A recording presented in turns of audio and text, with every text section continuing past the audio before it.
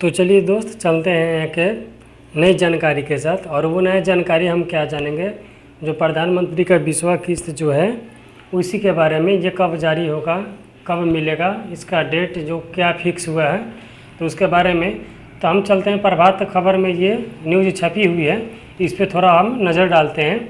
यहाँ पे लिख रहा है पीएम किसान योजना 2 अगस्त को जारी होगी। पीएम किसान की 20वीं किस्त, जानिए क्या है लेटेस्ट अपडेट। इस पर बने रहिए। अब हम नीचे यहाँ पे पढ़ते हैं। पीएम किसान योजना का 20वां इंस्टॉलमेंट देश भर के किसान प्रधानमंत्री किसान सम्मान निधि योजना के तहत अगली यानी 20वीं किस्त की राशि का बेसब्री से इंतजार कर रहे हैं। इस किस्त के तहत किसानों को 2-2 हज़ार रुपये की राशि उनके बैंक के खातों में ट्रांसफ़र की जाती है। कई मीडिया रिपोर्ट्स के अनुसार प्रधानमंत्री नरेंद्र मोदी अपने आगामी वाराणसी दौरे के दौरान 20वीं किस्त का ऐलान कर सकते हैं। मतलब कि मोदी जी एक बनारस में कोई ऐसे दौरे पे जा रहे हैं जो कि उसी दिन वो ऐलान कर देंगे और जो है किसानों का पैसा 2-2 हज़ार रुपया जो है उनके सीधे बैंक अकाउंट में चला जाएगा। इस पर थोड़ा और भी जानकारी है जिसको हम यहाँ से पढ़ लेते हैं।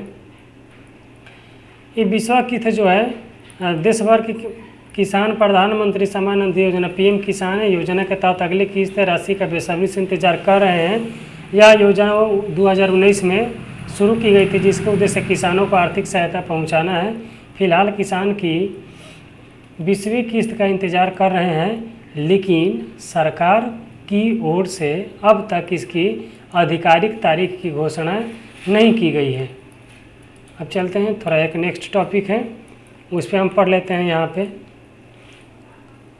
अब मेन जो हमारा जानने की जो हमारी अभिलाषा है, कब आएगी 20वीं किस्त, 20वां किस्त जो है वो कब आएगा। तो कई मीडिया रिपोर्ट्स के अनुसार प्रधानमंत्री सम्मान निधि योजना पीएम किसान योजना का 20वां किस्त का ऐलान 2 अगस्त को हो सकता है। 2 अगस्त को अब की हो सकता है। दरअसल प्रधानमंत्री नरेंद्र मोदी 2 अगस्त को अपने संसदीय क्षेत्र यहाँ वाराणसी के दौरे पर रहेंगे। इस दौरान वे उत्तर प्रदेश के करीब 1000 करोड़ रुपए की परियोजनाओं की सौगात देंगे। ऐसे में माना जा रहा है कि इस बड़े कार्यक्रम के दौरान पीएम मोदी किसानों को लंबे समय से चल रही प्रतीक्षा को समाप्त करते हुए 20वीं किस्त जारी कर सकते हैं। अब किस्त की राशि न अटके, इसके लिए आपको क्या क्या काम करना है इसको आप ठीक से देख लीजिए, पढ़ लीजिए। आधार लिंकिंग। आधार लिंकिंग का मतलब है कि जब आप अपने खाते से आधार कार्ड के द्वारा पैसा निकाल लेते हैं कहीं से भी, तो समझिए कि हमारा आधार खाता में लिंक है। कई लोग ऐसा बोलते हैं जो फिलहाल में खाता खुलवाते हैं, बोलते हैं कि खाता खुलवाते समय तो मैंने आधार दिया था, वो तो हमारा लिंक होगा। ऐसा नहीं होता है। इसको चेक करने के लिए जो है कभी हम एक वीडियो बना देंगे आपका आधार बैंक से लिंक है कि नहीं। तो सबसे पहले क्या करना है, पहले कि आपको अपने खाते से आधार कार्ड को जुड़वा लेना है, ठीक है। इसको आप अपने से भी NPCI लिंक कर सकते हैं, या इसके लिए आप नज़दीकी बैंक के शाखा में जाकर, ब्रांच में जाकर प्रोसेस जो है पूरी कर सकते हैं।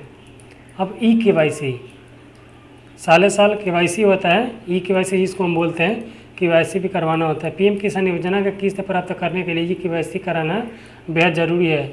यदि आपने यह नहीं कराई है तो आपकी किस्त अटक सकती है। KYC आप योजना का अधिकारी भी एक साइट पर pmkisan.gov.in या मोबाइल ऐप या किसी अपने नज़दीकी साइबर कैफे CSC केंद्र से करवा सकते हैं।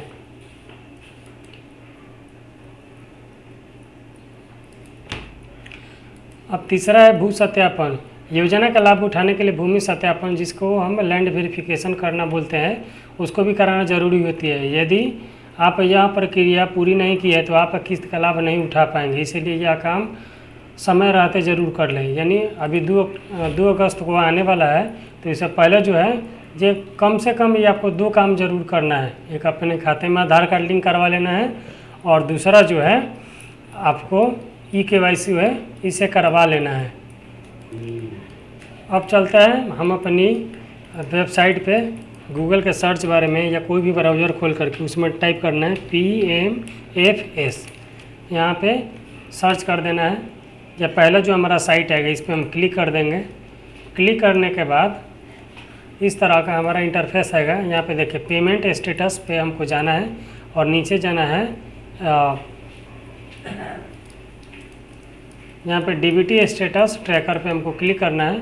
क्लिक करने के बाद हमारा ऐसा इंटरफेस ओपन होगा, जो कि देख सकते हैं। यहाँ पे कैटेगरी में आपको चुना है सबसे नीचे आकर PM किसान वाला, और इसको ऐसे ही रहने देना है। हमको DBT स्टेटस में हमको पेमेंट वाले पे टिक रहने देना है।